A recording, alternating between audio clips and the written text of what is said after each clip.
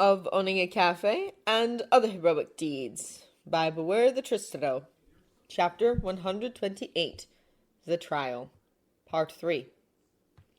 Listening to the hell Ray had had to live through, in her own words, was, "When we began dating, he told me explicitly why he'd sought me out of a quirk marriage, and what dual quirk he believed at least one of our children could manifest.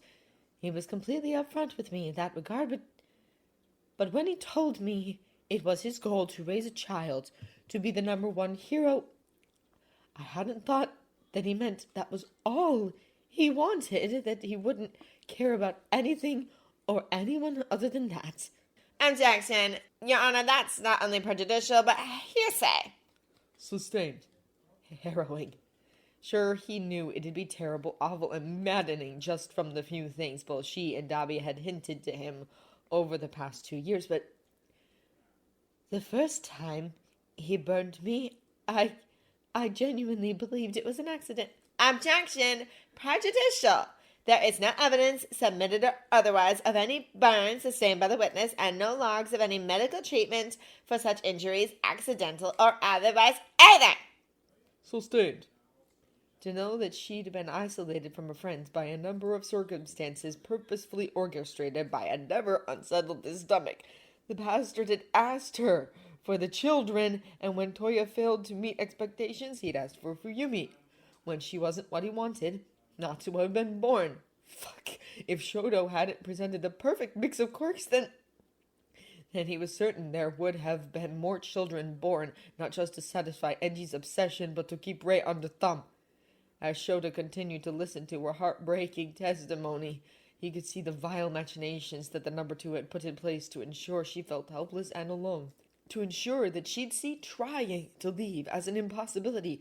Yes, having 4 children so close together, living in the Todoroki estate miles from anywhere.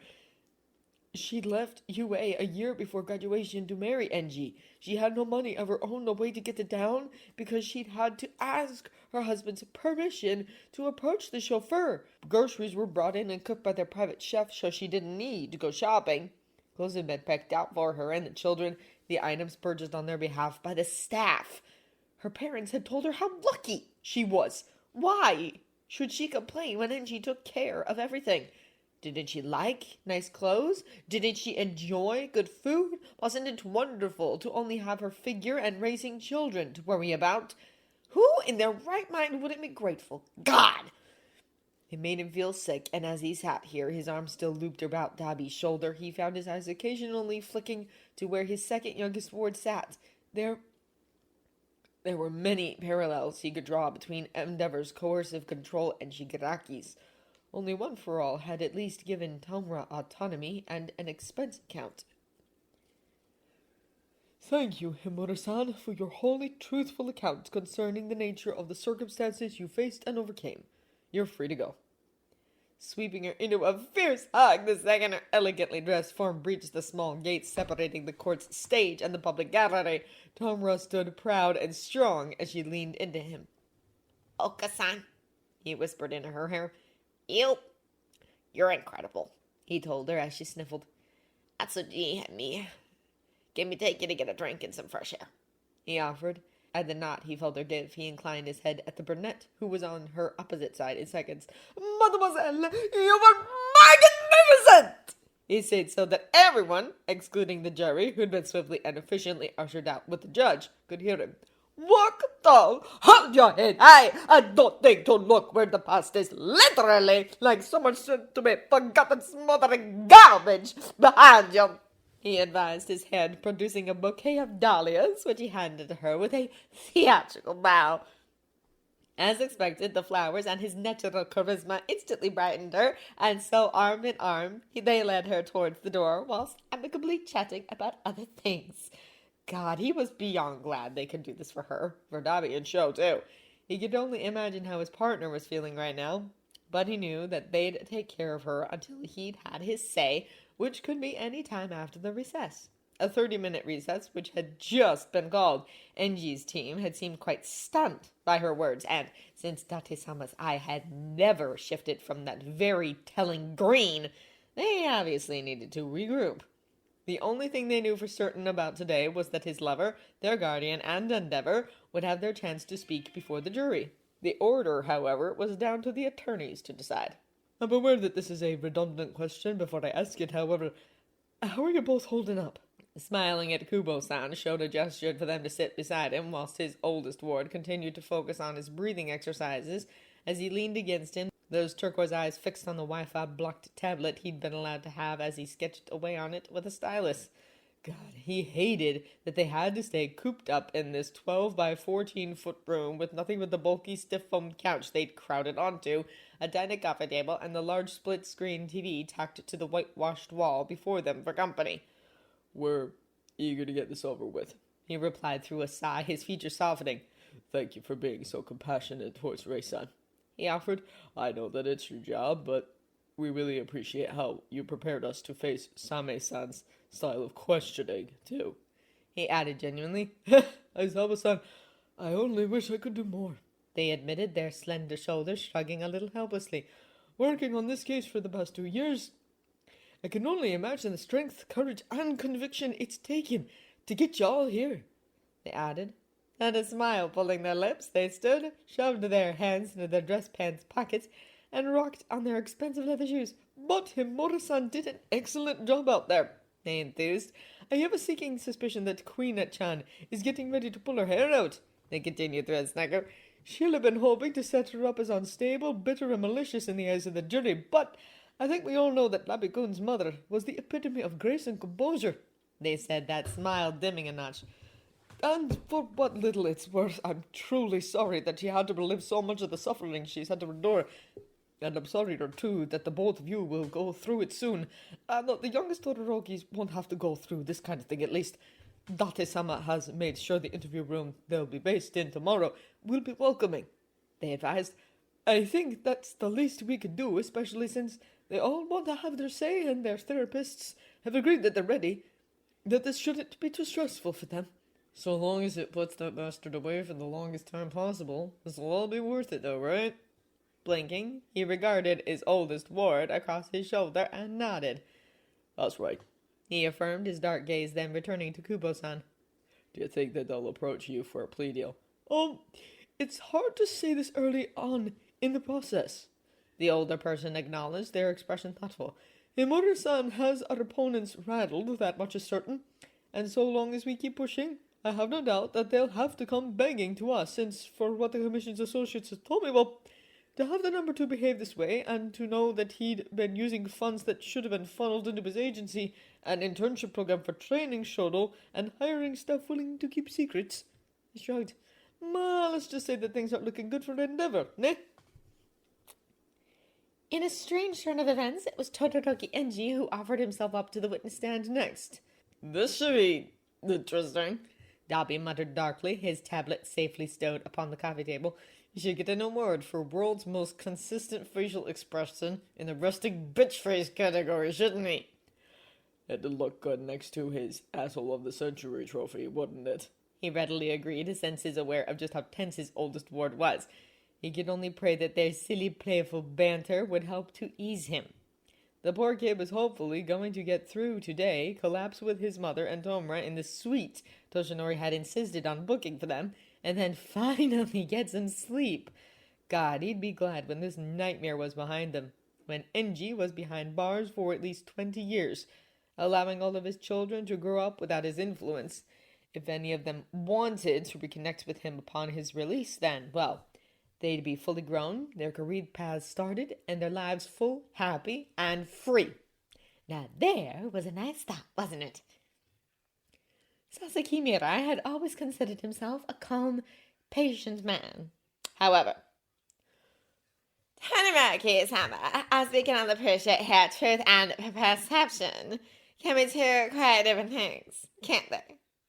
Same Queena and her simpering approach was really trying the stoic facade he liked to adapt when in his persona and regalia. Now then, let's hear your version of events, shall we? The broad, gruff man's drawl was enough to make his skin itch too. He was glad that Rei-san was now happily enjoying an iced coffee somewhere in the sunshine with his partner and Domra, the three of them definitely chatting with members of the cafe community and checking in with the delightful study group across social media as they kept Fuyumi, Natsuo, and Shouta company at their UA dormitory. Yes, I can be brusque in my manner, but as Ray said herself, I never lied to her about my intentions or what I wanted from her. God, the man was infuriating at the best of times. However, sitting there in a burnt orange suit, his maw grim and arms folded, he was making a great show of being the offended party, wasn't he? How dare Ray want something as exorbitant and luxurious as affection? How could she not realize that she was there to perform a service that he'd literally paid her for, and all he'd asked in exchange was ready-made #1 pro beaters, hadn't he? Surely the greatest crime here was that only Shoto had been viable. God fucking damn it! I was raised in a strict household and given the delinquent punks I have to arrest every other day. I believed that giving the children a similar regimented childhood would put them in good stead for their futures. You have seen their tutors' progress reports, haven't you? Because, yes, an education was all kids needed to thrive, wasn't it? You can almost feel Shota's indignant rage radiating through the walls to mix with his own. Certainly training can be hard, but starting early is essential to ensure that a child can cope with the actual realities of hero work. The real world is a harsh place, and a villain won't care or stop attacking you should you cry or vomit or say that you're tired after all. Upon reflection, it was a shame that the prick so passively sat before them. Had it just entered the armed forces and stayed there, wasn't it? Thank you, Todoroki-sama. I'm sure that the jury can understand that. Objection, Your Honor. Same-san knows full well not to directly address the jury until closing statements. Unless, of course, she'd like to quit while she's ahead. Gubo-san countered fluidly, whilst Date-sama sighed. Sustained. He granted. The range of men, women, and others sat in the stalls shifted a little uncomfortably. Some of them looked a little conflicted, didn't they? Again, my apologies, Judge. I believe that's everything we need to hear for now. She grinned. Thank you again, Todoroki-sama. Your patience has been... Endeavor-san. Toshinori's superstar attorney casually interrupted, their cerulean eyes glinting at the shark woman who almost hissed at him as she took her seat amidst the grumbling of the sidekicks. Good. Why don't we Your Honor. Why don't we discuss the crux of your argument here today? They offered, their form calm and confident, as they approached the witness box. You claim that the reason these multitudinous charges have been brought against you are because of my employer and those you believe he's hired to... What did your statement say? Ruin your reputation and halt every chance you have to advance to the #1 ranking. Yes, that's correct. Enji replied, those oddly cold eyes narrowing. This is just the opportunity he's been waiting for. He told the room at large, his merry band of groupies fist-bumping the air. I see, the ochre-haired lawyer replied bewilderedly. Now, if I read these notes correctly, you have cited that you find the charges against you not only false, but part of a ploy which All Might has been concocting since your travels to China. Yes, contrary to popular belief, I wasn't completely secluded during the training and cultural exchange I shared with the children, and every time I received the news... There he was, smiling even more brightly than usual. His productivity, proficiency, and villain-catching proclivity had spiked not even a week past my departure, and he was even more popular than he was before I left. He sneered. I could see that he saw my absence as something to celebrate. Yes, I was certain that he was using my lack of presence here to his advantage. His re-energized approach to our profession proved to me that he was actively furthering the distance between us. Endeavor-san, are you seriously suggesting that All Might was behaving the way you claim he was, just to maintain his position as #1? Of course, the brawny bro sneered. There was a glint in his eyes across all of those photos and interviews. He was preening and thoroughly enjoying not having to worry about my progress.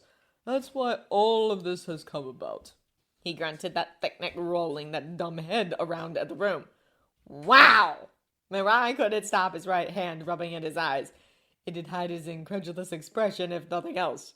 He could hardly believe that Toshi being in love with Shouta had been perceived in such a way by the brawny, arrogant bastard so confidently sure and huffing before them, his expensive chest puffed out with righteous indignation.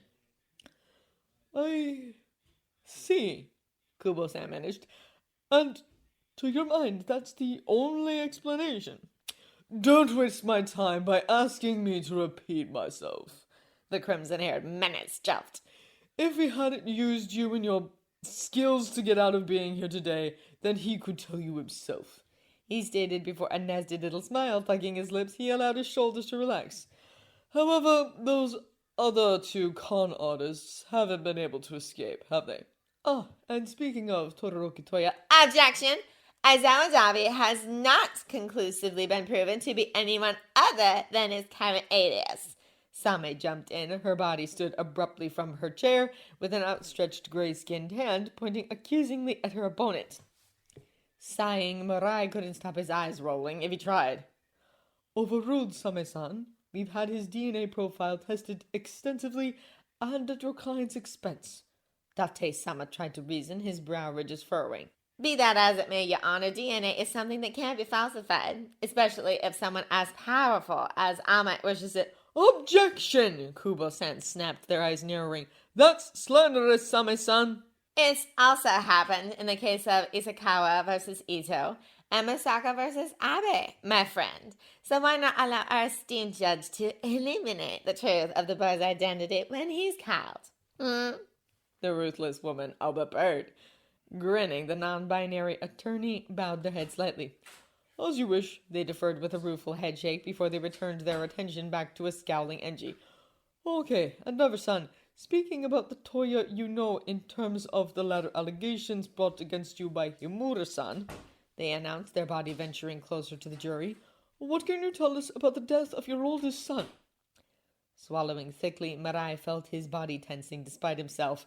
He was about to hear potentially intimate details about his nephew.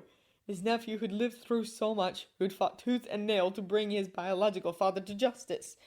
He could only hope that the soon-to-be 19-year-old was faring well through all of this.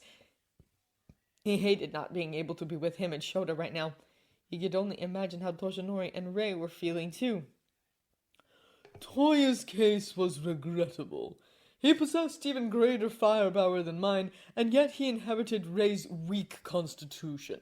He was almost perfect. Almost. The bastard admitted, his facial expression unchanged. When I noticed the change in his hair color and the burns he was sustaining, I took him to a quirk specialist to confirm my suspicions. His body was unable to cope with the heat of his flames, and so, outside of assisting Shouta with the basics, I forbid him from training. He added, I had to send him to a local private school to keep him out of the way, and when that didn't work, I told him that he'd be better off elsewhere. He continued dispassionately. I was prepared to pay an extortionate sum for him to attend a boarding school in Germany for quirkless and quirk-disabled youths, he stated, his head nodding. At the time, I'd not realized that he'd had such misgivings about such a thing.